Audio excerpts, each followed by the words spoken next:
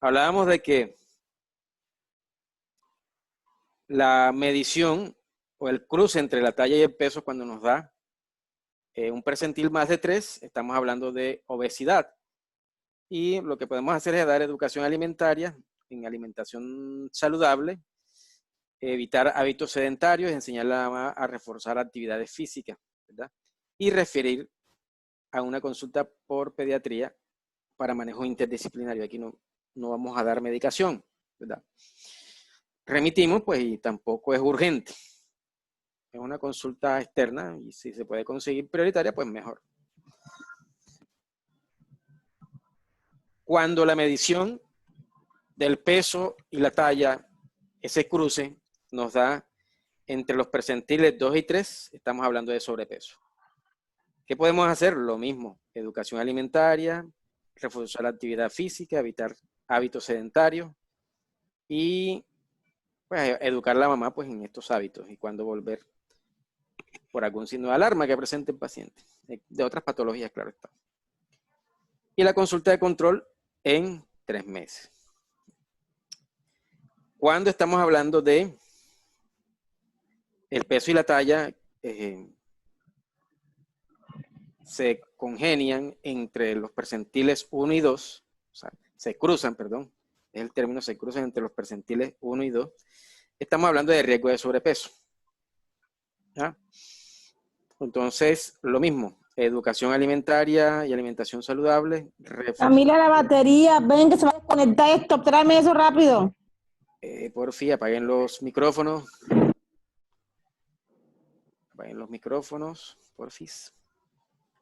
Vamos a... Listo, entonces estamos hablando de un riesgo de sobrepeso, también los mismos métodos, y pues remitir a valoración interdisciplinaria que incluye pediatra, nutricionista, psicólogo, etcétera, etcétera, etcétera. Muy bien. Aquí pues los puntos de corte o desviaciones estándar, los percentiles de los que estamos hablando, ¿sí? Que va de más 3 a menos 3, ¿sí? O por debajo de menos 3. Entonces, cuando es mayor de 3, obesidad. Cuando es mayor de 2, pero menos que 3, estamos hablando de sobrepeso. Cuando es mayor a 1, pero menor que 2, estamos hablando de riesgo de sobrepeso. Entonces, aquí debemos clasificarlo como talla adecuada para la edad. Cuando tenemos los percentiles entre menos 1 y más 1, estamos hablando de que ese niño está creciendo con un peso adecuado para la talla. Cuando está por debajo de menos 1, pero menor que menos 2, por encima de menos 2. Se fue el sonido. Estamos hablando de riesgo de desnutrición. Y aquí ya estaríamos hablando de riesgo de talla baja.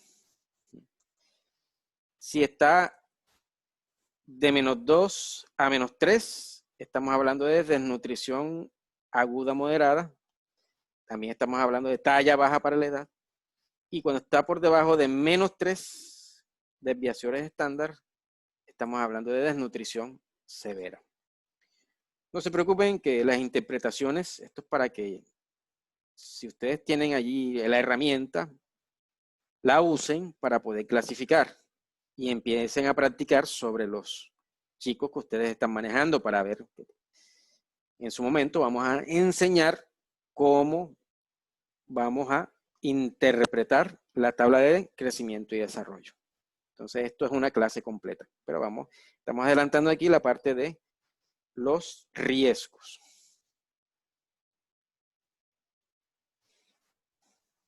Entonces los manejos que debemos tener. Sobre todo en los pacientes que están en esta última medición, o sea, de aquí para abajo, de desnutrición aguda hasta desnutrición severa, que es lo que debemos hacer. Si nosotros clasificamos a ese paciente en desnutrición aguda con alguna complicación, es porque está por debajo del percentil 2, menos 2, perdón.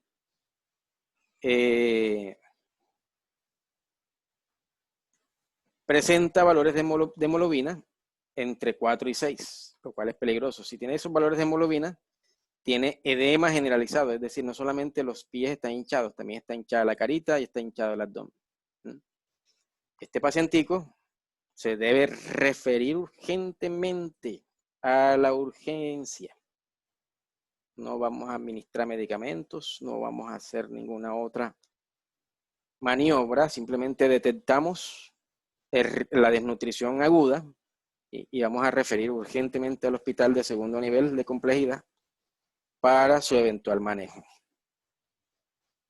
En el segundo caso, aquí hay una complicación, alguna complicación, y eso se sabe es por el edema de ambos pies y el edema de miembros inferiores y el edema facial. Y en muchos casos el edema del abdomen, el edema abdominal, la citis, se llama en medicina. Aquí cuando no tenemos una complicación, ¿verdad? Igual el peso y talla está por debajo de menos 2, tenemos edemas en ambos pies leve a moderado, ¿verdad? Y verificamos cómo está el estado de alerta. Entonces, este pacientico debe remitirse también, pero no de manera urgente, ya aquí no hay urgencia, a una consulta pediátrica prioritaria para que se evalúe ese riesgo de desnutrición y descartar que no tenga ninguna complicación severa. Entonces, este paciente también se remite, pero por consulta externa prioritaria para que le den todas estas indicaciones. Eso es lo que nos toca hacer nosotros. No administra medicamentos, nada de eso. Simplemente eso lo va a hacer el médico especialista o el médico general. Si tenemos una desnutrición aguda sin ningún signo de complicación, ¿verdad? ¿Ustedes manejan suplementos vitamínicos y antiparasitarios? Pregunto. No. Ok, entonces no, siga, dejemos así, ustedes no los van a manejar. Entonces también se deriva a una consulta externa o consulta prioritaria. Y también debemos ver cómo está la seguridad alimentaria de ese paciente. Cómo está la seguridad alimentaria de ese paciente, asegurar que la reciba, que tenga esa seguridad alimentaria. Y bueno, el estado nutricional adecuado, ¿verdad? Ahí pues peso y talla adecuados, o sea, los percentiles entre -1 y +1, está bien el paciente. Nada más pues aconsejarle a la mamá que siga con los controles de crecimiento y desarrollo y que siga con la alimentación adecuada para esa edad. Adecuada para esa edad. ¿Alguna pregunta hasta ahí? Se fue. ¿Alguna pregunta hasta allí? ¿Se escucha? ¿Se escucha? Sí. Ok, muy bien. Bueno, entonces vamos a evaluar si tienen algún estado de anemia, como lo decía la doctora, que va concatenado con la desnutrición. Que va concatenado con la desnutrición. Entonces, ¿qué debemos preguntar? ¿Ha tenido o ha recibido hierro en los últimos 6 meses? El sulfato ferroso, que es lo que generalmente dan en las IPS y en las EPS. Si tuvo bajo peso al nacer, ¿verdad? Si hubo algún estado de prematurez, bajo peso al nacer. Si tuvo lactancia materna exclusiva hasta los 6 meses. Consumo de leche de vaca u otros alimentos en los primeros 6 meses de vida. Alimentación complementaria deficiente en alimentos ricos en hierro. o problemas de alimentación e infecciones recurrentes. ¿Sí? Aquí pues lo podemos resumir. ¿Cuál fue el peso al nacer? Si recibió lactancia materna exclusiva hasta los 6 meses y si ha consumido o no alimentos o suplementos ricos en hierro. Relacionados con la mamá. Pregúntale a la mamá si recibió los suplementos de hierro, ácido fólico y vitamina C durante el embarazo y si tuvo adherencia a esos suplementos, o sea, si se los tomó. Y los relacionados con el entorno, esto tiene que ver con la inseguridad alimentaria, la exposición a metales pesados, mercurio, plomo, zona endémica de parasitosis. Ya. Yo quiero reforzar algo allí, disculpe. Tranquila. Sí, escuchamos. Doctor Haider, Sí, dígame. Dígame, la escucho. quiero, o sea, aportar algo, recordarle algo a mis compañeras para que ellas Adelante. un poco en cuanto a la parte nutricional que siempre hemos batallado un poco con la minuta en cuanto a los alimentos ricos en hierro. De ahí sale la importancia de darle las vísceras a los niños. Por eso es que nosotros siempre vamos de 0 a 5 años más que todo a suplir esa deficiencia de hierro con la que nacen los niños. Entonces es importantísimo que los alimentos ricos en hierro se incluyan en la alimentación. Por eso es que en nuestra minuta vamos a encontrar vísceras una vez a la semana, cada 15 días, ¿ya? Porque son los niños, por lo general en esa etapa, tienen deficiencia de hierro o en algunos padecimientos de anemia. Correcto. Entonces, para que ellas más o menos entiendan un poco más del porqué de los alimentos ricos en hierro. Y que es en lo que se debe focalizar la educación en la nutrición en los menores de 5 años. Sí, porque es que los niños cuando nacen, ellos vienen con una cierta, o sea, con un cierto vacío de micronutrientes, entre eso la vitamina A, por eso se debe suplementar, y lo del hierro. Y más que todo se ve la deficiencia cuando el niño no ha sido no ha recibido la lactancia materna exclusiva. Entonces ahí donde uno tiene que como reforzar aún más con la alimentación complementaria. Muy bien, así es, mi doctor. Recuerden que nosotros al principio hablamos del desarrollo, la primera clase que dimos, la primera conferencia que dimos sobre el desarrollo del cerebro durante los primeros 5 años. Y como bien lo dice la doctora, todo eso que no se pudo hacer durante la gestación y los primeros años de vida, el primer año, el segundo año, tenemos que reforzarlo nosotros antes de que llegue a los 5 años, porque el 90% del cerebro se desarrolla para ese tiempo, para los 5 años. Por eso es que es tan importante esa primera infancia en todos los aspectos. No solamente en el aspecto nutricional, sino en el aspecto de comportamientos. Es decir, todas las dimensiones del ser humano deben estar, por lo menos de manera óptima, ¿verdad?, en ese grupo etario de edad, porque es donde vamos a propiciar el desarrollo de un adulto. Bueno, primero el desarrollo de un adolescente bien estructurado y así un adulto que va a servir a la comunidad, va a servir a la sociedad, va a ser productivo, o el desarrollo de una persona que no va a ser un ente o un elemento No hay sonido. útil para la comunidad. Es un problema tremendo hoy. Ok, ahora sí, ¿me escuchan? ¿Me Ahora escuchan? Sí, sí. Ok, bueno, entonces, bueno, esta charla se está grabando también. Entonces, esta sí la vamos a compartir por YouTube. Vamos a compartir más adelante el link de esta charla. Bueno, entonces, consideramos anemia severa, ¿verdad?, cuando la hemoglobina es menos de 7. Vemos palidez palmar o conjuntival. Referir inmediatamente al hospital. Ustedes se han dado cuenta que todos los casos severos remita de una vez, no se quede con el pacientico. La idea de ustedes es confirmar ese estado de severidad. Bueno, la anemia no tan severa es cuando la hemoglobina la tenemos entre 10.9 y 7. Casi 11, o sea, entre 11 y 7. Verificamos la palidez palmar de las conjuntivas moderada o leve. Sí, dígame. Dígame. Que se había ido el sonido, Don, ya volví. Ah, ya. Bueno, les comentaba que esto se está grabando y pues generalmente esto se graba con el sonido del computador donde se está emitiendo para poderla compartir posteriormente. Bueno. Bueno, entonces en el caso de anemia también se debe derivar, pero ya no de manera urgente, ¿verdad?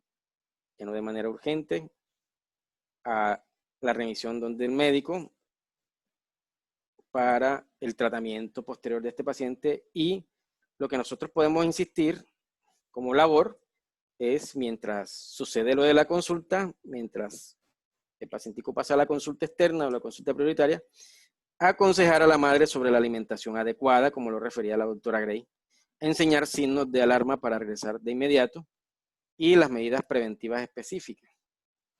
Pero insistir en la parte alimentaria. En la parte alimentaria. ¿Cuáles son los alimentos ricos en hierro? Que no son costosos. ¿Cuáles son?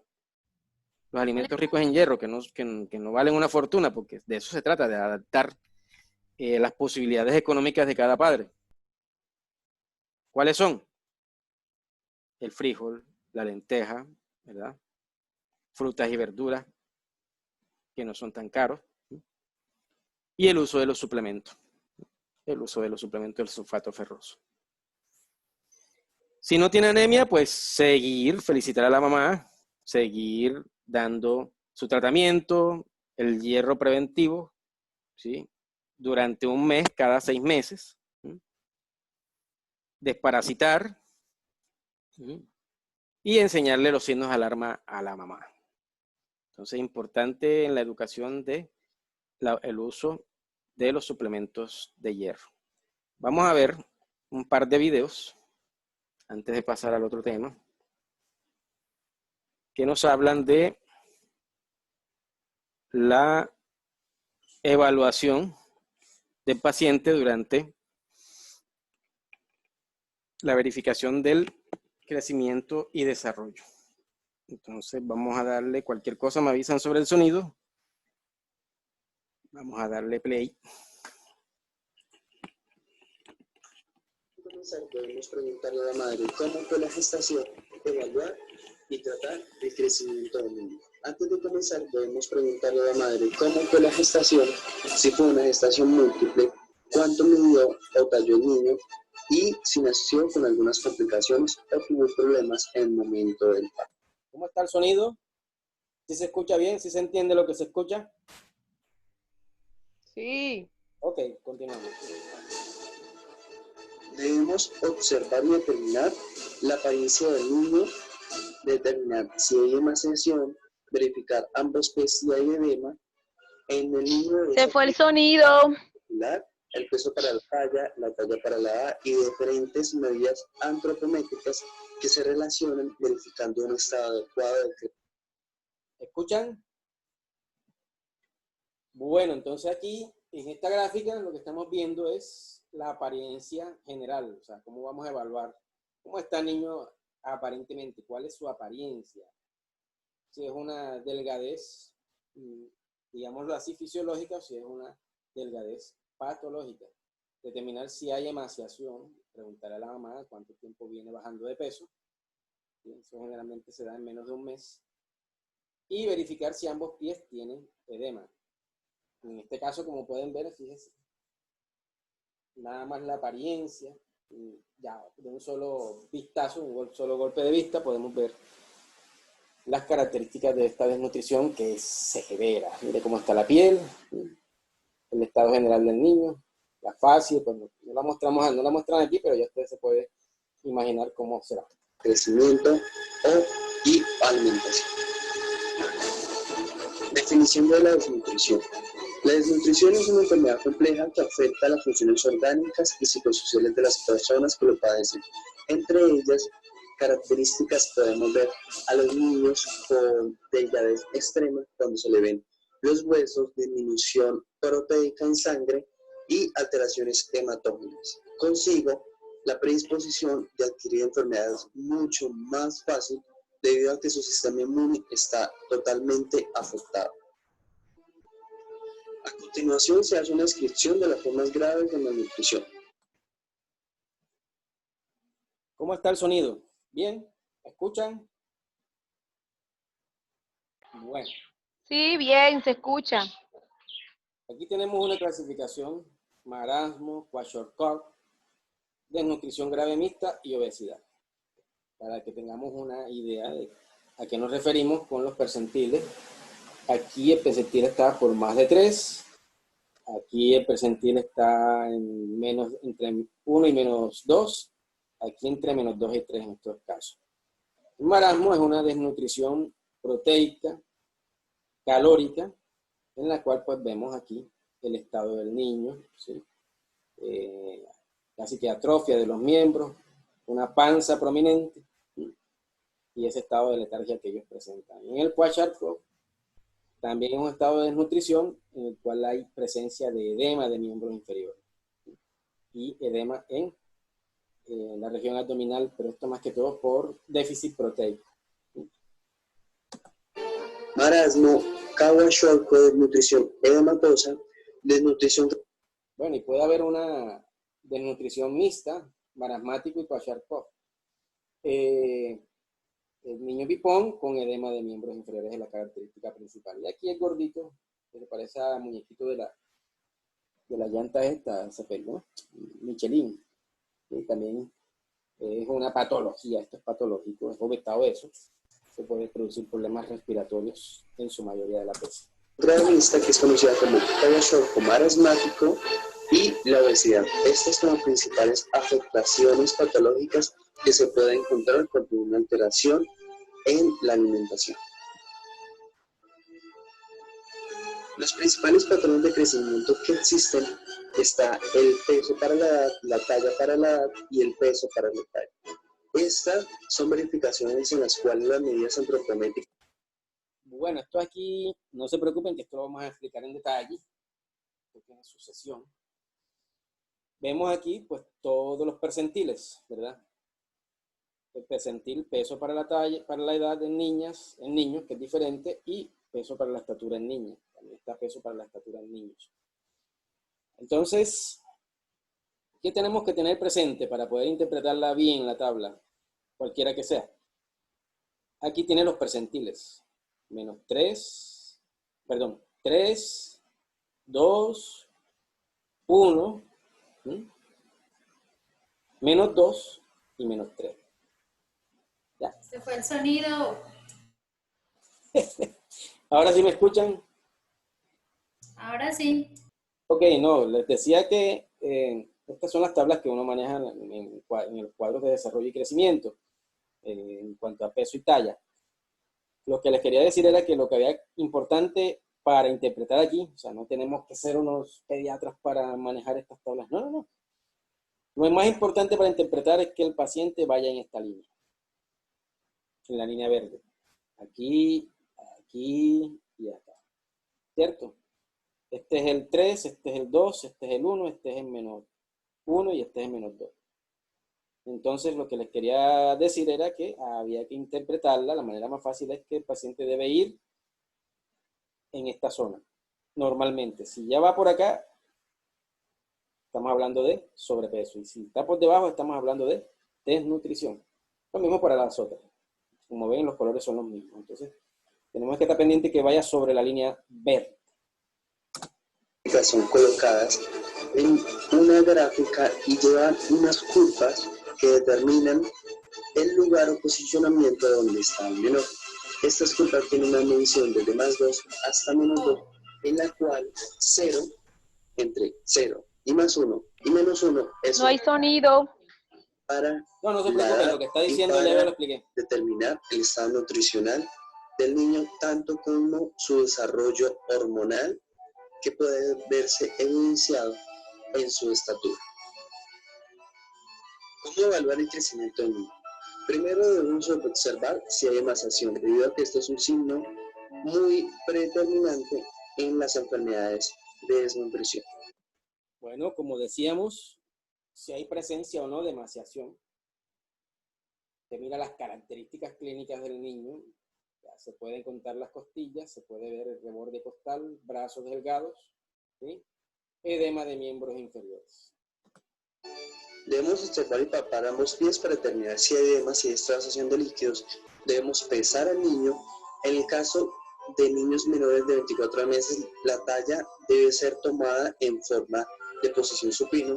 En niños mayores de 24 meses debe ser tomada común y corriente, y se debe calcular el índice de masa corporal debido a que se mide pero basado en una curva de crecimiento o una tabla predeterminada para la edad infantil y las edades adolescentes. Clasificar el crecimiento del niño. Antes de clasificar el estado nutricional del niño, es importante tener en cuenta que un solo indicador antropométrico no permite generar un diagnóstico definitivo del estado nutricional. El mejor control del niño es el mismo a lo largo del tiempo. Clasifique el exceso de peso. Si el índice de masa corporal se encuentra mayor o igual de 1, o el peso para la edad es mayor a 1, clasifique el exceso de peso. Si no, continúe clasificando el estado nutricional del menor. Hay dos posibilidades para clasificar el exceso de peso: el obeso y la persona en sobrepeso. Esto difiere de los diferentes cálculos que se hallaron en la curva de control de peso-talla o peso para la edad. Existen recomendaciones para los niños con sobrepeso u obesidad. La alimentación del niño no solo debe llevar un adecuado crecimiento, sino crear hábitos y enseñar a los niños a alimentarse de forma saludable. Existen 8 recomendaciones para la educación alimenticia. La primera es no comer. Bueno, aquí pues se refiere a lo que hablaba la doctora Grace en cuanto a la educación alimentaria, ¿no? Cuando ya detectamos que el pacientico está en percentiles bajos, en percentiles menores que 1, por decirlo en otras palabras. ¿Qué es lo que, bueno, para hablar en términos concluyentes, pues es la población que ustedes casi siempre manejan, ¿verdad? Los estados de nutrición con esos percentiles por debajo de 1. Entonces, como decía la doctora, insistir en la educación alimentaria, ¿verdad? Insistir en la hidratación, ¿verdad? No suspender ninguna de las comidas, ¿sí? Evitar mucho la alimentación rica en alimentos industrializados, ¿no? Insiste en la alimentación más natural. Y la alimentación de bebé debe ser la más parecida a toda la familia. En este sentido, sí quiero que la doctora Grace, si tiene algo que mencionar, agregar, pues lo agregue. Ella es la nutricionista de aquí de nuestro grupo. Bueno, en cuanto a esa parte, pues seguimos trabajando. Nosotros siempre manejamos una toma trimestral de peso y talla en la unidad de servicio. Todos los casos detectados según la rejilla, esas son las rejillas, por eso le preguntaba al inicio, porque todavía hay entidades que a veces entramos en controversia porque uno la remite al sector salud y todavía siguen manejando otras rejillas. Pero ya creo que la mayoría se han actualizado. Seguimos trabajando la educación nutricional con la familia, reforzando sobre todo la alimentación saludable en los casos de malnutrición por exceso. Actualmente en la entidad tenemos 13 casos de malnutrición por exceso, en el cual se le está haciendo seguimiento quincenal con actividad de educación. Y creo que eso es el boom de hoy día, la alimentación balanceada, y no debemos dejarla por fuera en ninguna de nuestras áreas. Y las maestras como tal, como agentes educativos también nos apoyan en esa parte. Sí, aquí todo el mundo tiene que estar conectado. Aquí todo el mundo tiene que estar actualizado en cuanto a el enfoque que se le debe dar a la nutrición a los menores de 5 años.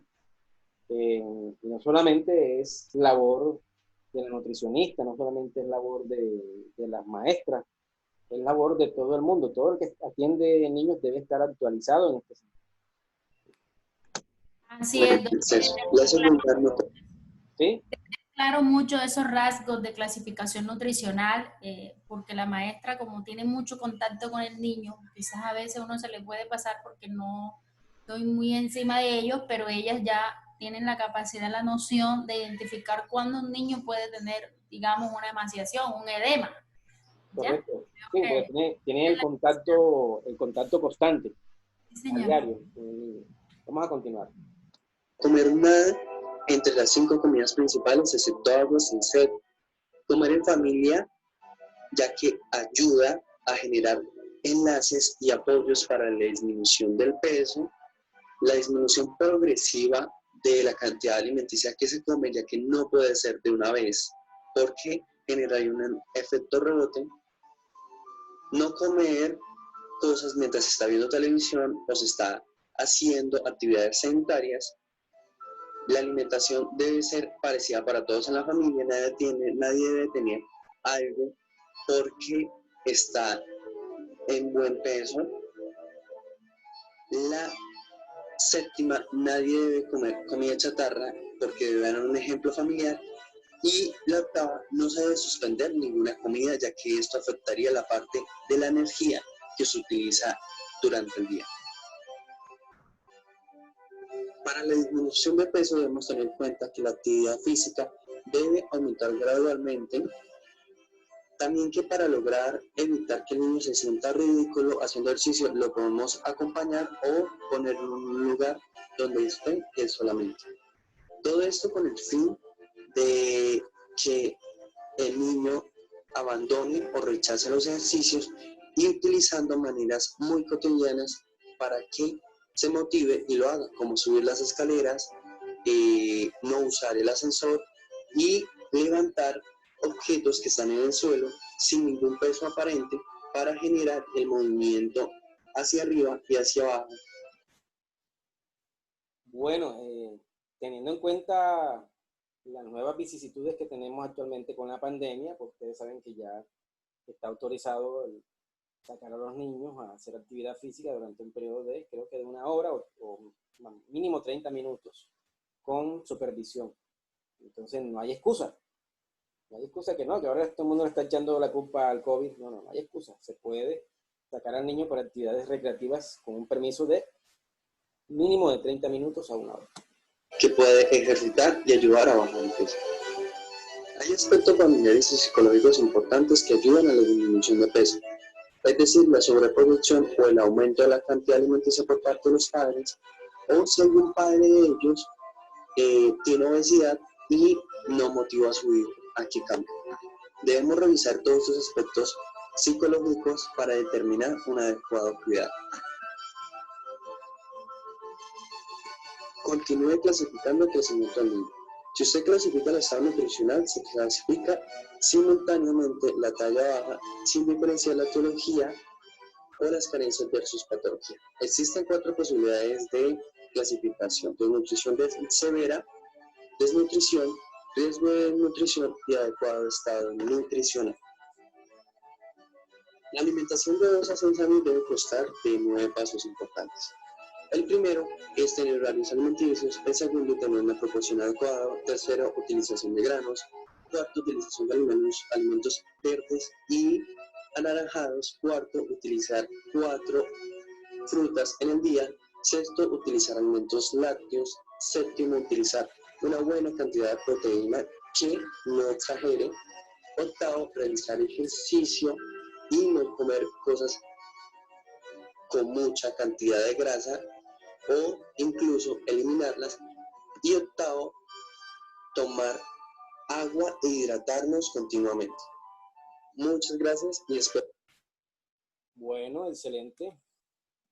Si la doctora tiene algún complemento que decirnos al respecto de la alimentación, de la nutrición, bienvenido sea.